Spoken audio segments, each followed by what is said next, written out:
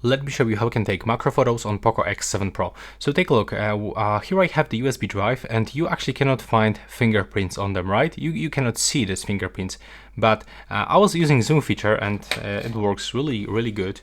Take a look. So if you want to take like macro modes, you will have to use zoom feature because in this phone we don't have dedicated macro mode. And take a look about the crazy quality and zoom range. Now take a look.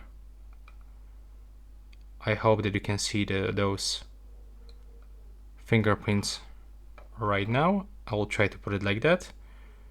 And I'm gonna zoom in a little bit closer. There we go. The photo was taken. And as you can see here, we can find actually a lot of quality in this maximum zoom photos. And there's actually my fingerprint on this metal USB drive, which you cannot actually see in the real life. Also some kind of the mesh right here, and my my finger doesn't look good actually.